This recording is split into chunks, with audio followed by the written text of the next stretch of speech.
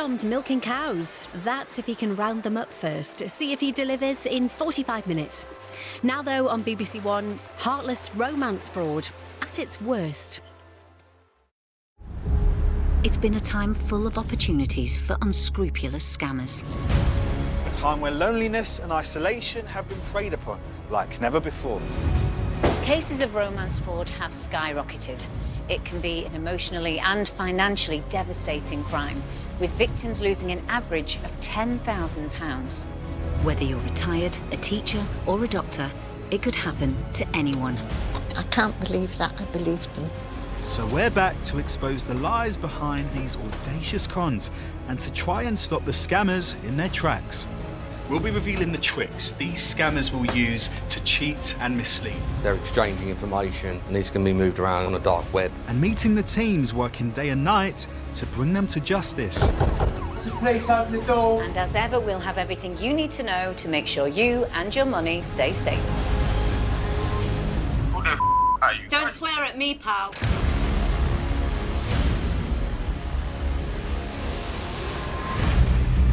Coming up, the scammer who just won't stop asking for money from anyone they speak to. How much do you need? I already told your friend I need about 8,500. How this woman was targeted by an organised crime ring. I just felt so stupid and ridiculous. I really didn't know what to do. I felt sick. Before this police officer brought them to justice. Two of the suspects, they didn't delete anything from their phones, which is a police officer's dream, really.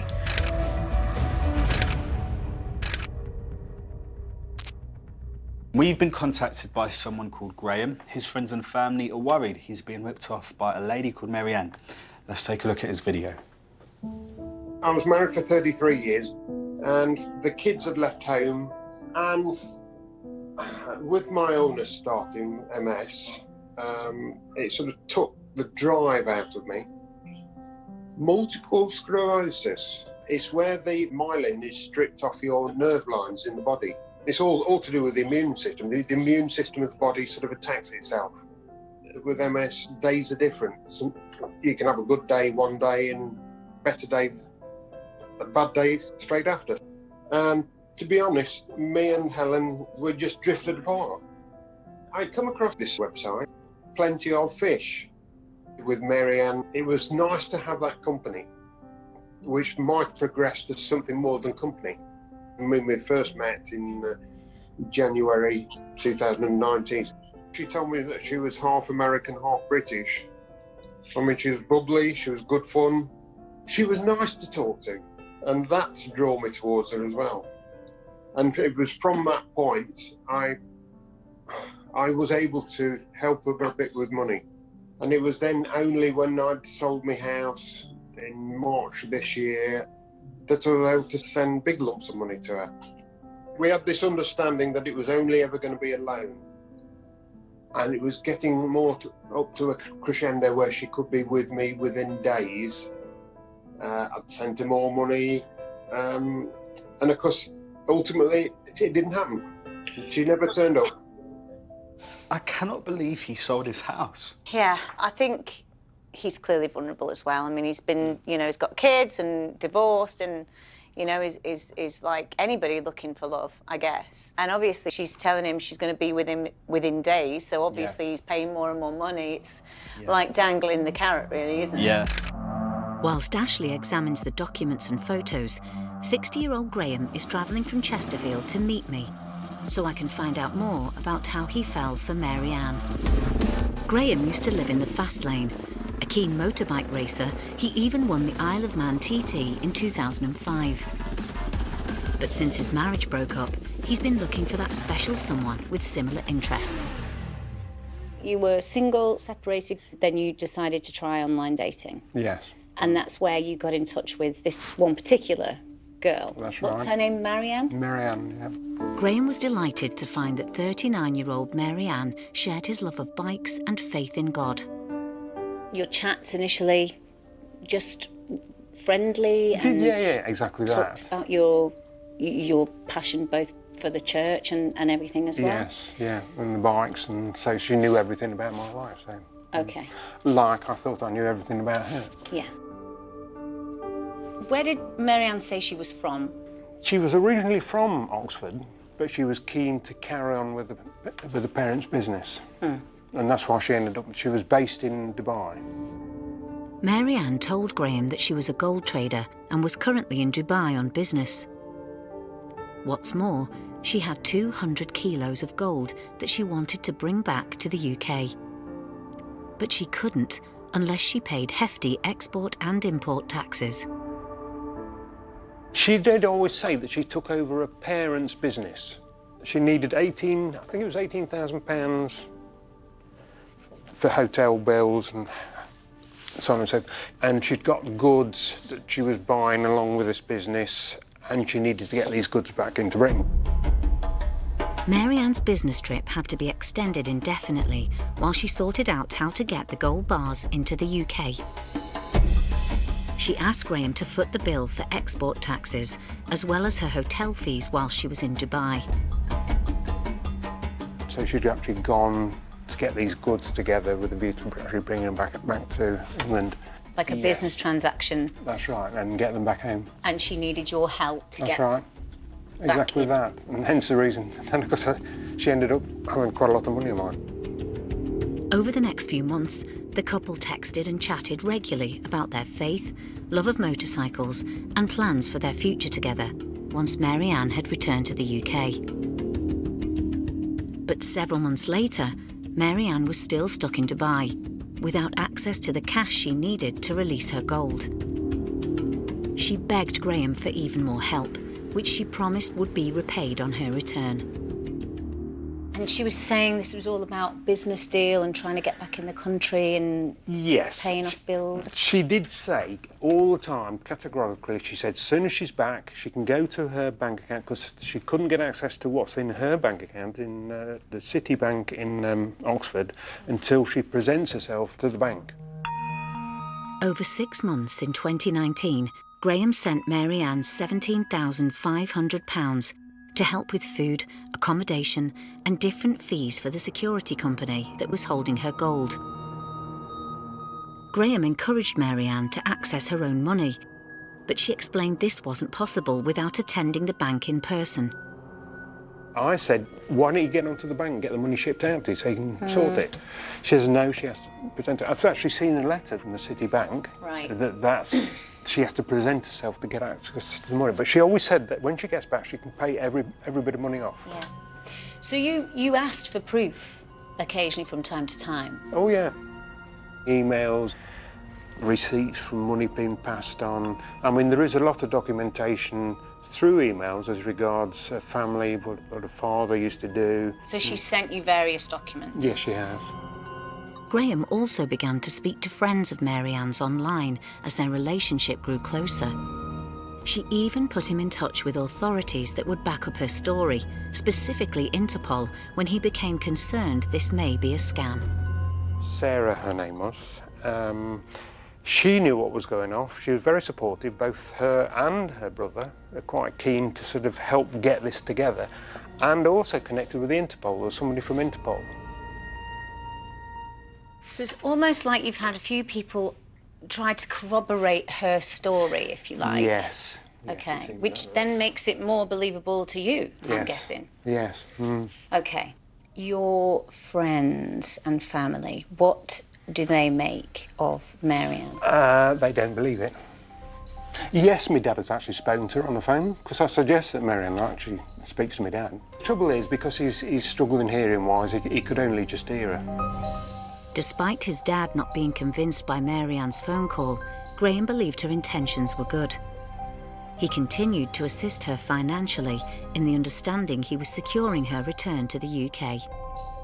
In terms of what she's needed it for, have you had any kind of evidence of that? She actually sent me a video what these goods are.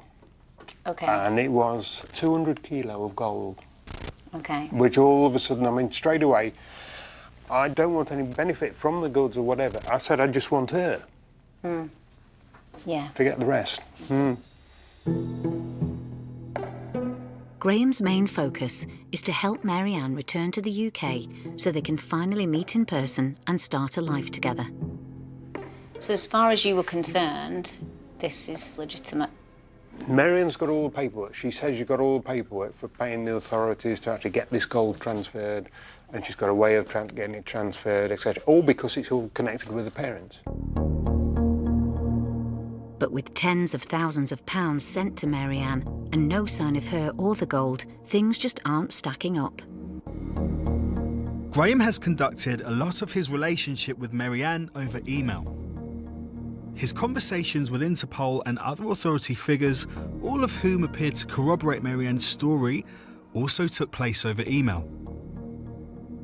But something doesn't look quite right to me, so I brought them under the specialist eye of tech expert and journalist Darian Graham-Smith. So what can you tell me with these emails? If you look on your phone, you'll just see that it's come from, for example, that one says it's come from the police, fair enough. But if you dig a little bit deeper, you'll see the reply addresses are not what you'd expect. This one, for instance, is to do with NATO, but it comes from an address which is just called admin@natocorporateaffairs.org. Doesn't sound quite right, does it? Particularly not if you notice that the word corporate has been misspelt. The other one is even more egregious. This is supposedly from the police, I believe. The address they provided is police detective captain 747 detective @gmail.com. I look at those email addresses and I just think it's almost insulting how blatantly illegitimate they are. Yes, it does suggest that maybe these are scammers who are not spending hours and hours, days and weeks, spending money building up intricate fake identities, but rather just kind of slapping something together and hoping someone bites. The emails are the first clue not all is as it seems with Maryanne, so I've got some more work to do.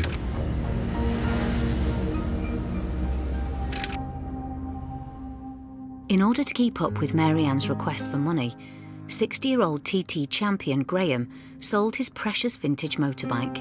He was certain Maryanne was doing her best to get to the UK to be with him. You were so convinced? I was convinced that he was right. OK. She said she was short of what she did need by £5,000. Well, as it turns out, I managed to pay that off, which has made me feel a lot better because I know that everything's been done to get her back. But Maryanne remained nowhere to be seen. On the 5th of March 2020, Graham's divorce was finalised and the family home was sold.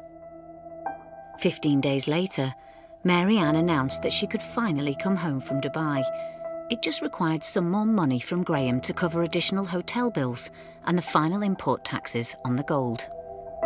Now, when I sold my house, when I got some more money of my own, some of the value of the house, at least I thought, well, I've got this money.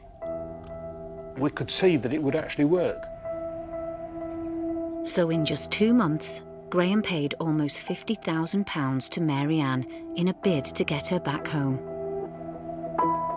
But this last flurry of money didn't end with Maryanne in his arms. She told Graham she's had to fly to America following further complications. And, finally, Graham is suspicious.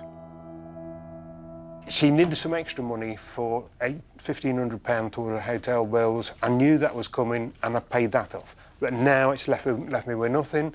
She should have been here within a day or two from that point. Now we've come to, what, the second week since I've last spoken to her, and I can see she's never going to come back.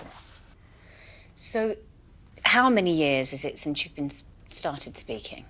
Coming up to 2 years. So 2 years, and in 2 years you've handed her how much money in total? £97,000. That's a lot of money. It is. In fact, it might be a bit more. 97, might be 98 and a half. I think that's probably what it is, 98 and a half. After listening to the concerns from family and friends, Graham is now seeking answers. What is it that you would like us to do? I would like you to try and find Maryanne, see if we can get her back. Yeah, of course. So you want some answers, really, don't you? Do you need some answers? So I'm going straight to the source and getting in touch with Maryanne myself. I don't think she's the real deal, so let's see how long it will take her to turn the conversation from love to money. So I've got a number for Maryanne. I'm going to text the number and say that I'm a mate of Graham's and see what we get. All right, so I've just received a text from Maryanne where she says, "Who are you to Graham?" So I'm just going to say, "Friends. How can we get you to the UK?" Wow. Maryanne has said, "I need about £8,500 to clear all my bills here, but this is not the best time to talk." That is nuts. £8,500. This is actually insane because I'm not posing as Graham, I'm posing as Graham's friend. I don't know Maryanne at this stage, and she still has the audacity to ask for £8,500. All right, so I'm gonna play along for a bit. I'm gonna ask Maryanne, how do I pay? So they've responded saying, "It will be easy if I can find a UK bank for you to pay, and because if I have you send it here in Dubai directly, it will take about 2 working days for it to get here." Okay. Maryanne asking for money to be sent to a third-party account is a red flag. Scammers launder their money by moving it through different accounts, which could be the case here. I can clearly see this for what it is, which is beyond all the lovey-dovey messages, Maryanne just wants money. But if you're a victim who is truly in love with Maryanne, you've bought into this emotional connection and online relationship, I can also see why you would feel really obliged to help because you don't want to see Maryanne suffer. When romance scammers strike because the crime takes place online, it's easy to presume little can be done. But that is a presumption the police are desperate to change. And as this next case proves, by following the clues left behind, they're now able to bring more and more of these heartless criminals to justice.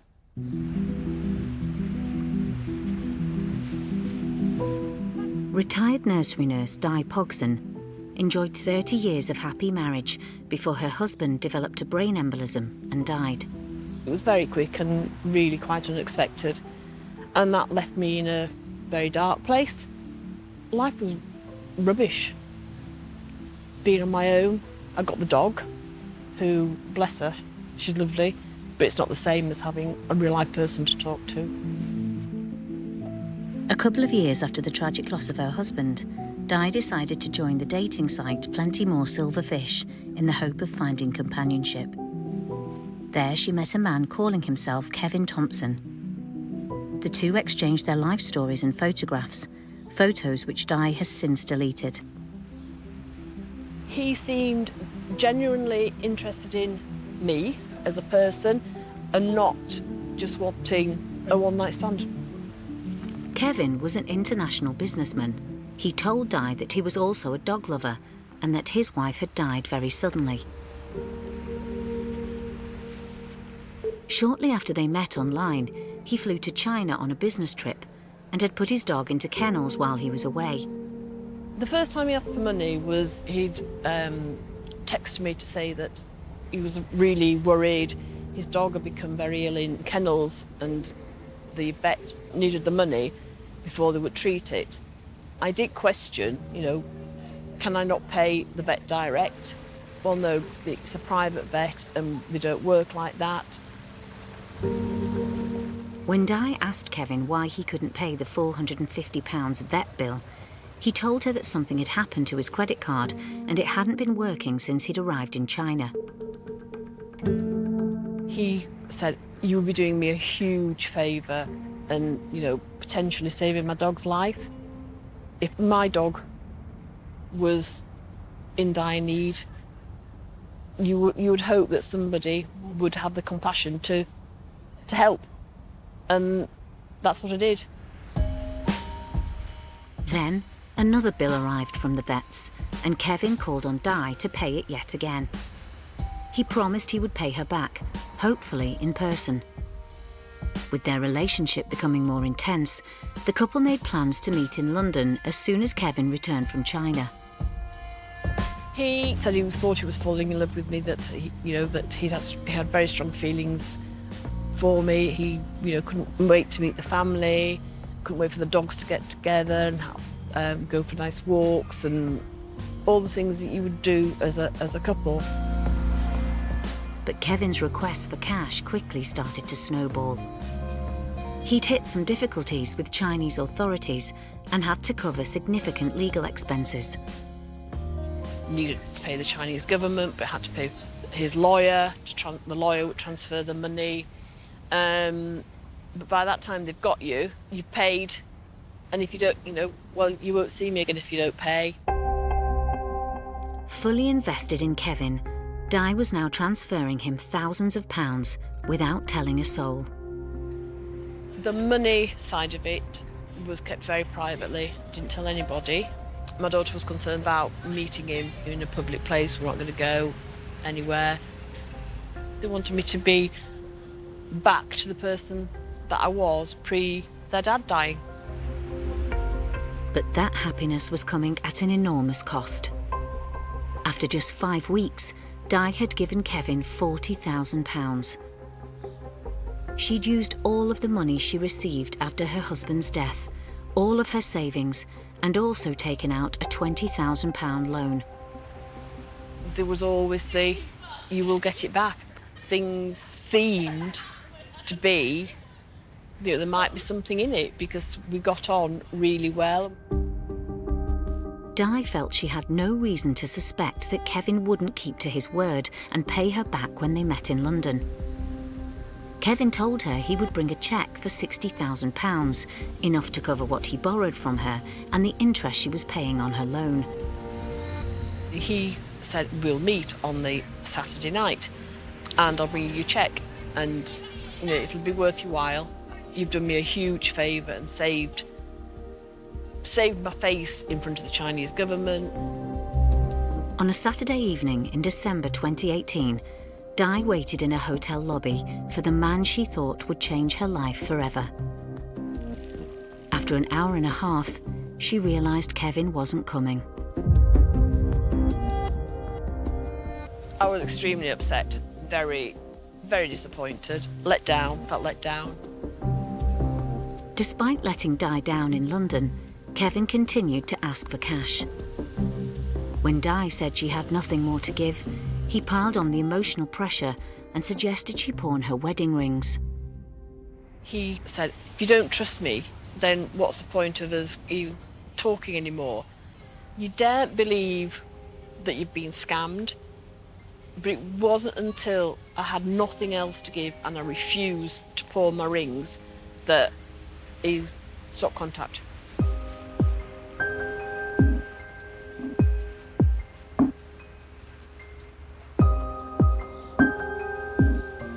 So in actual terms of actual money I gave him was 40, but then I had to repay the loan, so it was 60, which, is crazy. It took all the strength Di had left to file a statement documenting her ordeal with the police.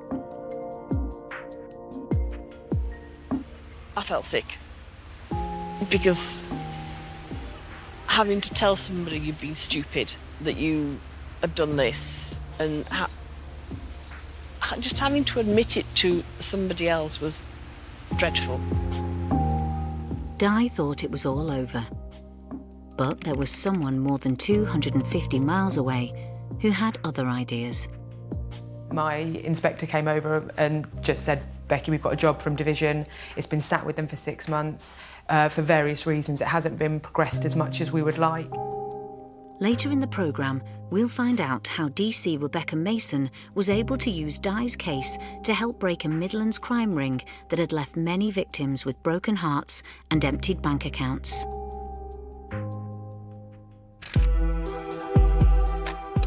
"60-year-old motorcycle champion Graham Rhodes is one of many men that's come to us for help this series. I spoke to psychologist Lahani Noor to learn more about the different psychological tricks scammers are able to play when operating on men and women. Women tend to want someone who's going to look after them, take care of them. They want to be part of a bigger thing, a community, a family, a network. Whereas men, it might be more to do with their self-worth and their values. So that, you know, a man who's over 50 who maybe feels that he's not viable anymore, his masculinity is tarnished or damaged in some way. So the scammer would embellish the idea in the man that they were powerful and potent and that they, you know, were desirable and masculine. To me, I always think that women tend to be much more emotionally attached. Yes, yes. Is that also something they do? Do they kind of, you know, play on that emotional side of a woman? On some kind of primal level, women seek partners who can look after them, who are safe, who can look after them emotionally, physically, practically. So I think the scammers will prey on that. And to reel them in, like, how would they capture them in the first instance, do you think?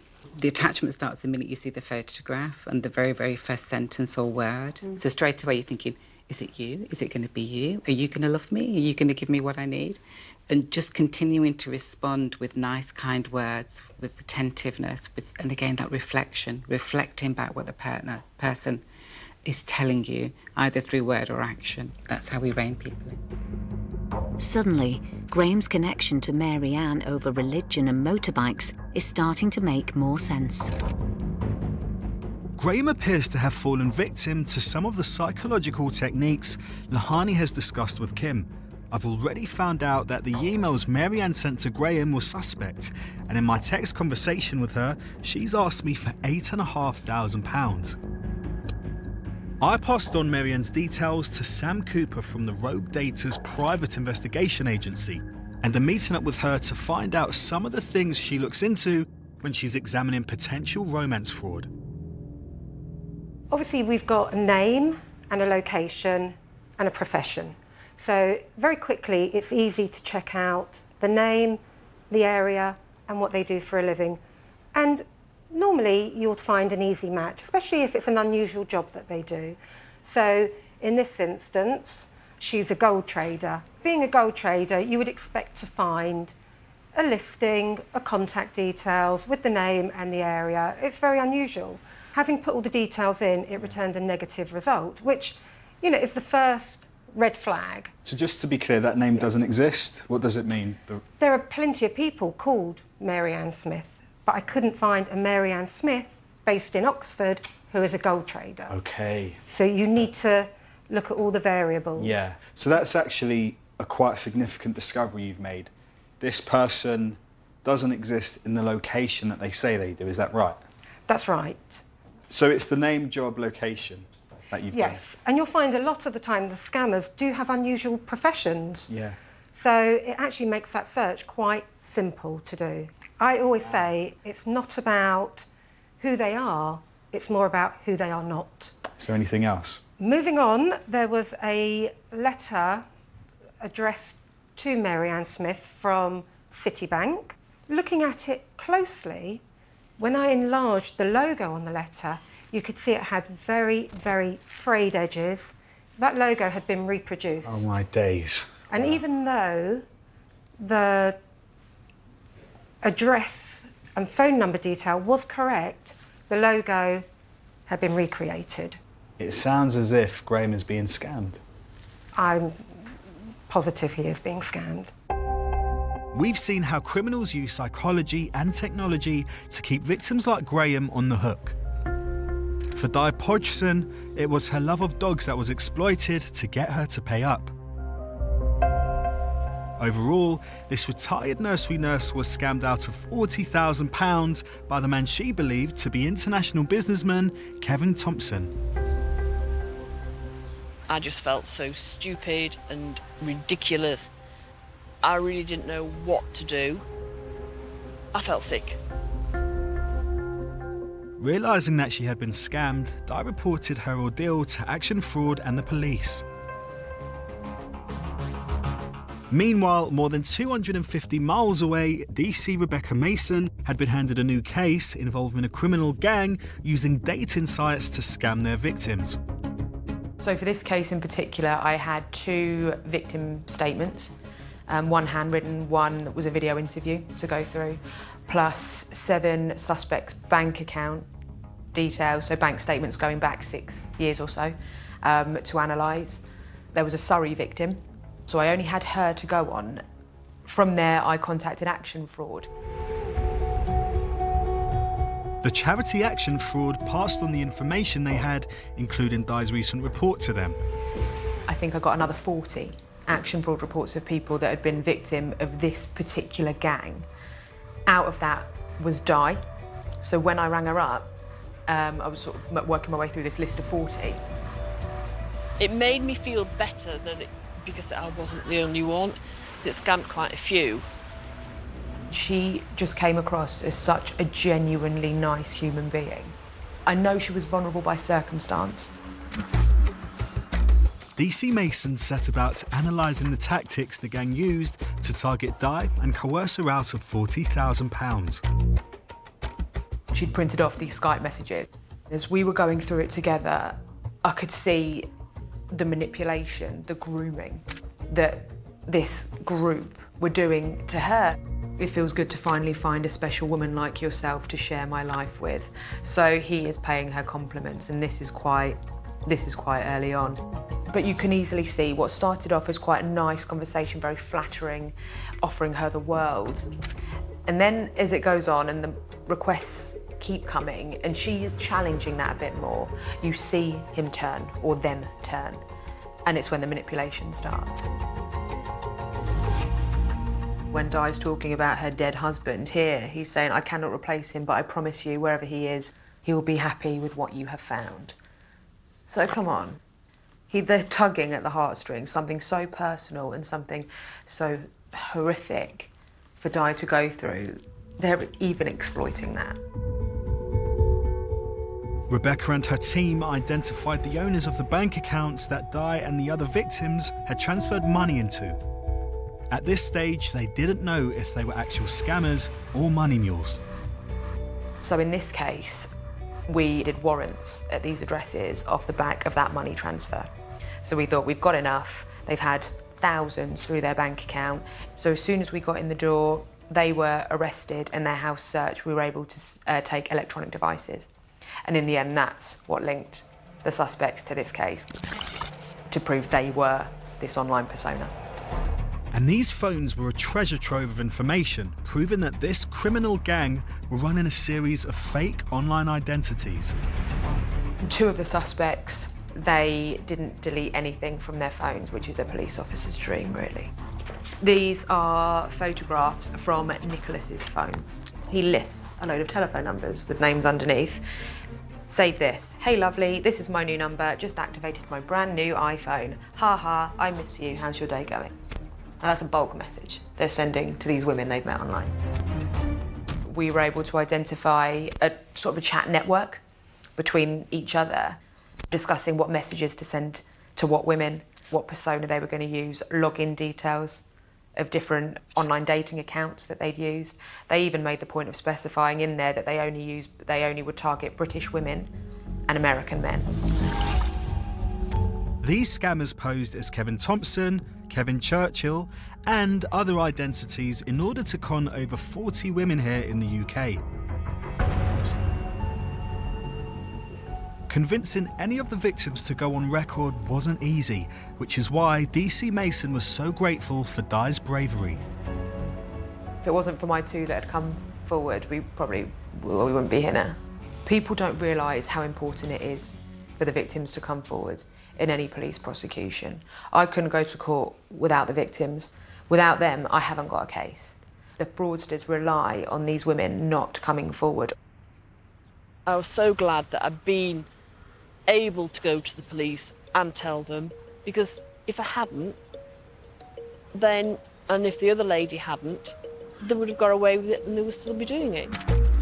In July 2019, the scammers behind this romance fraud were sentenced to a total of 10 years in prison. So this was Nicholas Adu. He got charged with conspiracy and money laundering, so he was one of the main players, and it was his phone that we recovered all the text messages explaining the fraud. This is Obed Ado. He was convicted of money laundering offences. Nick pleaded before trial. third member of the gang, Eric Akansi, was also convicted of conspiracy to commit fraud. Hi. Hi, how are you? I'm good, thanks. Are you? Yeah, Good trip? Thank you. Yeah, it was fine. Di's case was the first in the UK to see a criminal gang convicted of romance scam crimes. To be honest, cases like this are quite rare to prosecute. Normally they cover the money up quite well. Luckily in this case we were able to find the people through tracing that money, but you know, I was quite realistically with you quite early on, wasn't I? You were. About the hardships of cases like this. Well, you look a lot better now from when I first saw you. How are you feeling? I feel so much better. I mean, back then I literally went to pieces. I felt so stupid, ridiculous, but they were good at their jobs, and that's all they saw it as, a job. Having fought for justice, Di has now managed to turn her life around. And you've got news as well, I hear. Yes, I got married in December. Congratulations. Which was fab. Had a lovely day. So there is a happy ending to Absolutely. all of this as well. You make your own life, and if you've done something stupid, you've got to move on. We've been looking into former motorcycle champion Graham Rhodes' case and the person he believes to be Maryanne. It's not looking good. Maryanne has lied about her identity, emails provided to back up her story are fake, and she's even asked Ashley for thousands of pounds. That person simply doesn't exist. Oh, okay. This is not painting a very good picture, is it? It's time to reveal the true nature of the relationship Graham has with Maryanne. We've been gathering some information for you, so hopefully today we'll have some answers for you. That's made me very pleased to know whether it's real or not. Do you think she's real? Are you unsure? Just where do you stand? I mean, when I'd passed the last bit of money that she needed to get back home, and once she'd got that, she said she could be over in England within 2 days. That was 6 weeks ago, which that in itself indicates that it's not real. Obviously, she's not turned up. Presumably you just wanted to help. I did. Natural thing to do is help people, isn't it? Over the course of their relationship, Maryanne provided Graham with a number of different documents and personal information that helped convince him that she was real. Graham, you will see that there's 2 documents in front of you. If you take the one from Citibank and just have a glance. I can. So if you look at that letter from Citibank, the logo on the top right of the document, if you have a look, you will see the edges are not smooth. Right. And this logo isn't consistent with their logo on other official platforms. Now, if you look at the second paragraph. Yes. So we've noticed a grammatical error in the second paragraph, and that shows that the grammar isn't up to scratch for an official document. Now, do you remember that Maryanne told you that she is a gold trader based in Oxford? Yes, she was carrying on with a parent's company. We've looked into this. There is no Maryanne from Oxford with that job description. This person simply doesn't exist. What's your initial reaction? Nasty, nasty, nasty stuff, I've got to say. How can a human being say such nice things, I suppose, but to be so nasty? Having established that the information surrounding Maryanne seems to be fake, we then took a closer look at some of the pictures she sent to Graham. Graham, we've looked into the photos that Maryanne sent you, and one has led us to a scam warning website. And if you look at the bottom picture, this photo on this website dates back to 2013. That's how long it's been in circulation by scammers. Wow. And it'll be on various different dating sites with various different names. Yeah, it's passed around the world from that digital photograph. Yeah, with other people being scammed in the same way that you have been. Yeah. So, just to be thoroughly clear with you, the person that you're speaking to is not the person that you see in those photos. Well, I am surprised because she told me that those photographs were taken there and then. It seems the only thing that's real about Maryanne is her phone number, and we've been in contact with her for the last few days. We told her that we're friends of yours. During these conversations, she has asked for £8,500. Did she say why? She's asked for that money for flights and other expenses. She also asked to speak to us today about the transfer of that money. Wow. You see now she's not heard from you for a while. Suddenly there's another inroad, and straight away... After money. Not only has she asked us for money, she's asked for us to send it through a third-party account. This is really common in scams that we've seen before, and it's likely to be a scammer attempting to launder money. It's time to confront Graham's scammer with our accusations.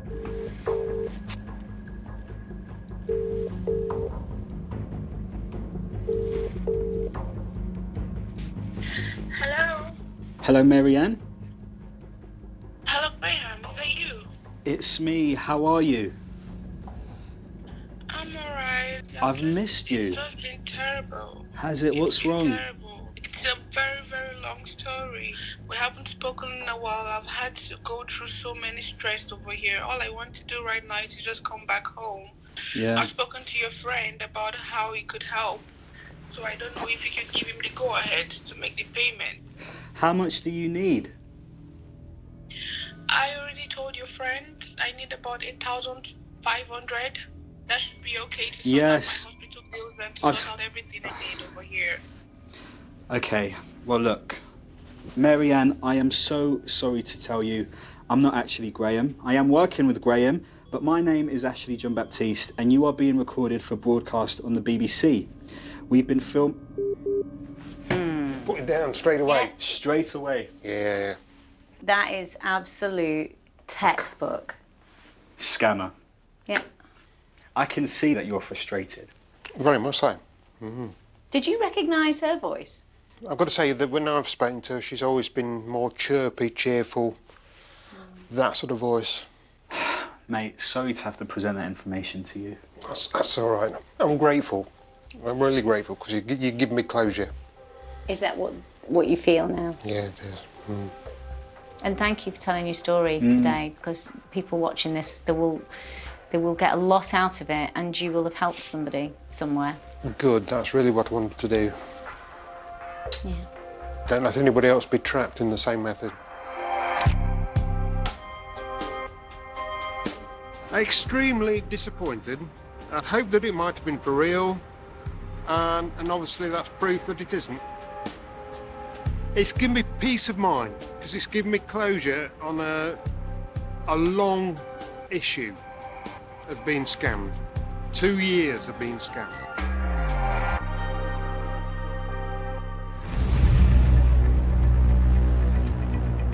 If you think you've been scammed in a similar way or been asked to send money to someone you've been talking to online, then we'd like to hear from you.